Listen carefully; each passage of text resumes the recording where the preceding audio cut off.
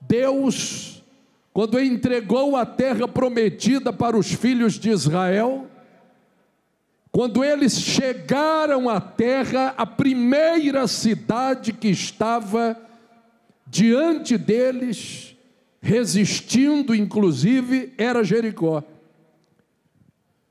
O anúncio já tinha vindo antes, tanto é que a Bíblia diz que quando os moradores de Jericó ouviram dizer que os hebreus estavam vindo, diz a Bíblia que amorteceu-lhes o coração.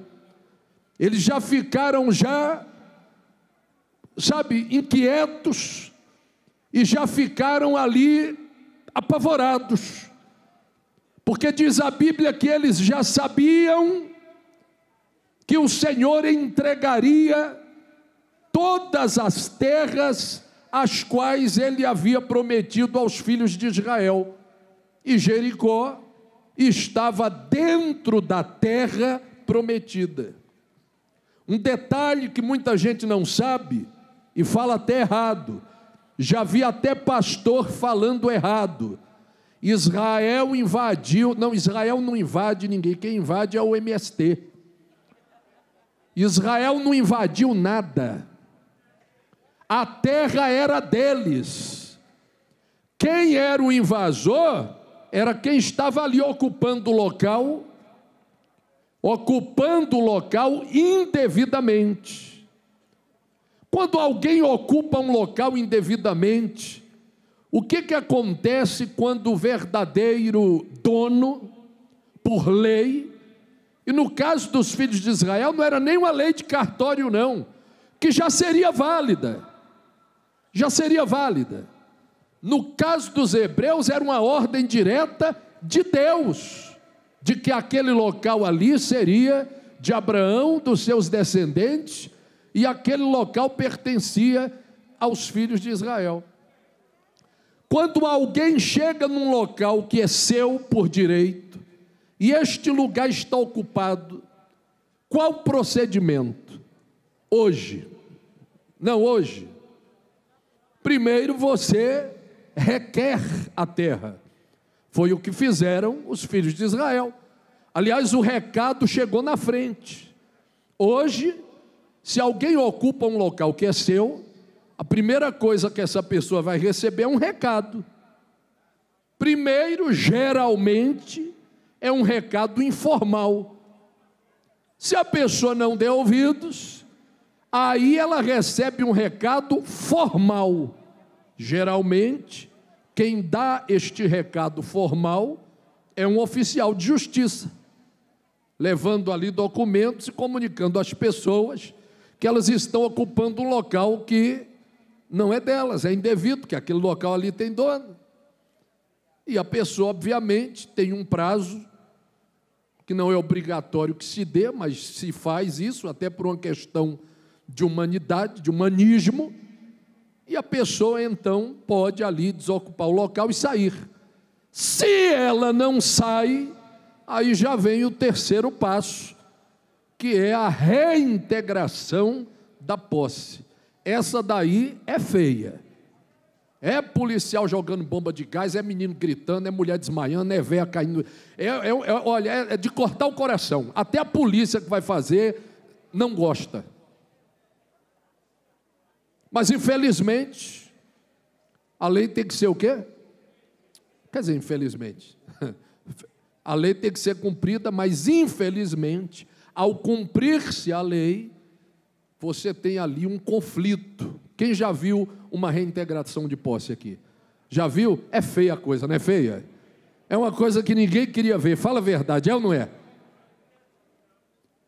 Israel já tinha mandado o recado antes. É tanto que ninguém ali era inocente, todo mundo sabia que os hebreus estavam chegando e estavam requerendo o local aonde eles estavam ocupando. Tanto é que a Bíblia deixa claro que ao ouvirem falar sobre a chegada deles, o coração deles esmoreceram. Isso foi antes de Israel chegar, antes de Israel chegar, eles já ficaram sabendo do que estava acontecendo. Eles poderiam ter desocupado o local com antecedência. Não fizeram. Bateram o pé no chão e disseram: daqui eu não saio, daqui ninguém me tira. Já viu que o caldo ia entornar. Os filhos de Israel chegaram. Ali estavam os moradores de Jericó, que eram os cananeus. Os moradores de Jericó, o povo cananeu. Chegando ali,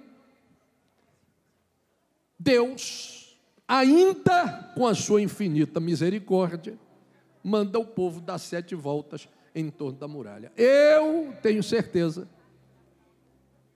que cada volta daquela era um recado, cada volta daquela era um aviso, cada volta daquela era uma tentativa, cada volta daquela era um anúncio até de misericórdia. Olha, saiam.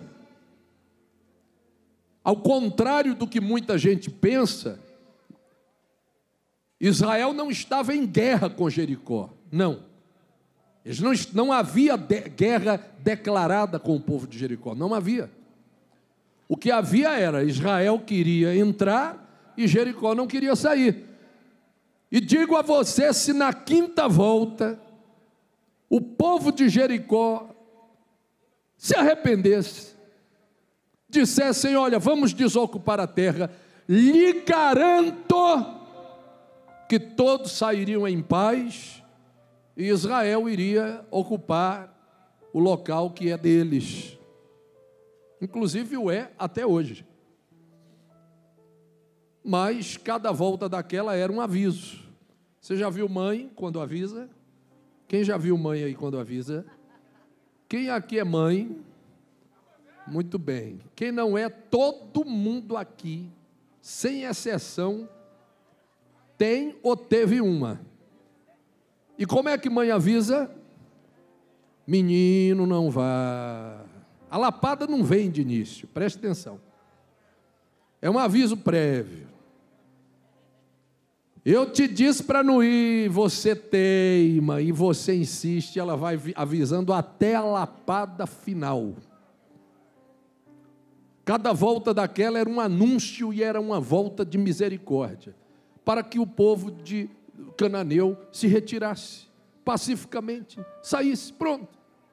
Não haveria nenhuma morte. No último dia, Deus ainda mandou dar mais 7. Você acha que Deus precisa que se dê 13 voltas para derrubar uma muralha? Se quiser derrubar na primeira, ele derrubava? Sim. Era necessário que houvesse ali um prazo, um tempo. Mas mesmo com todo o tempo dado, com base em que, bispo, o senhor fala isso? Com a mesma base que Jonas também trazia ali um anúncio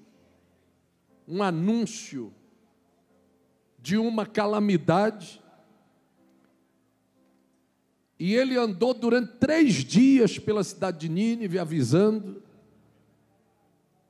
E no caso de Nínive, nem foram 13 ou 7 dias, foram 40, cadê, filho? 3 dias. No caso de Nínive, não, aonde ele fala, filho, o recado, ele dando o recado, ele falando: atenção, Nínive, cadê? Ele falando. Atenção, povo de Nínive, morador, Nínive, cadê? 40 dias. No caso de Nínive, não foram nem 7 dias, foram 40. Agora me responde uma coisa: para Deus destruir uma cidade, ele precisa dar a autorização do Senado, tem que dar entrada num documento, hein? Tem que desbloquear ainda os mísseis para poder lançar. Deus precisa de tempo? Não. E por que 40 dias? Daqui a 40 dias não ficará pedra sobre pedra. Por que 40 dias? Alguém sabe me dizer? Porque Deus estava dando para eles o que deu também ao povo de Jericó. O quê? tempo para se arrepender. No caso dos ninivitas, não precisou nem de 40. 3 dias depois, o rei, todos os moradores de Nínive, por decreto real, se arrependeram do mal que estavam praticando. O rei humilhou-se diante de Deus, proclamou um santo jejum, e o povo de Nínive reconsiderou os maus caminhos que estavam andando por ele, arrependeram-se da prática daquilo que era mal perante os olhos do Senhor, e aquela desgraça que ia acontecer a Nínive foi suspensa e não aconteceu mais. Com Jericó deveria ser a mesma coisa. Cada volta daquela não era porque Deus precisava de tempo para derrubar a muralha. Você acha que Deus dizia assim, na primeira volta a muralha amoleceu um pouquinho, na segunda volta ela rachou, na terceira volta caiu uma pedra lá de cima, na quarta volta deu uma infiltração, na quinta a coluna deslocou um pouquinho para a direita, foi assim? Não. Até a 12ª volta e meia, a muralha estava rígida, firme e forte como nunca. Ela só caiu quando todos os prazos haviam o quê? Esgotado. A trombeta tocou, o sacerdote com a arca da aliança que tomava a frente, quando para, ele dá ordem para soar a trombeta. Diga glória a Deus. E todas as muralhas, toda a muralha veio abaixo. Quem entende a palavra? Toda a muralha veio abaixo. E agora sim, como não quiseram pacificamente, pagaram para ver, aí a entrada já foi feia. Aí foi feia a coisa. Deus não precisa de tempo. Quem precisava desse tempo? Quem era? Quem precisava desse tempo?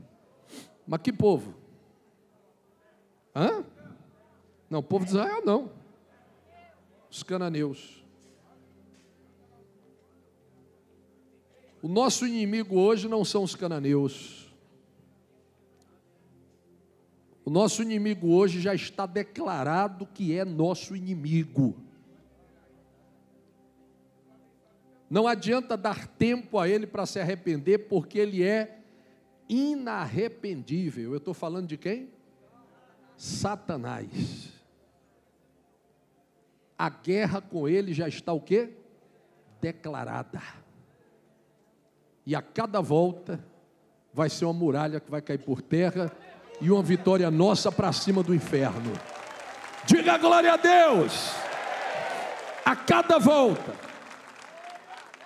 Aí você que está do outro lado me assistindo em Curitiba, Rio Grande do Sul, Amapá, Amazonas, Roraima, Guiana Francesa, Suriname, Japão, Inglaterra, Stormwind, Orgrimmar e qualquer outro lugar do planeta.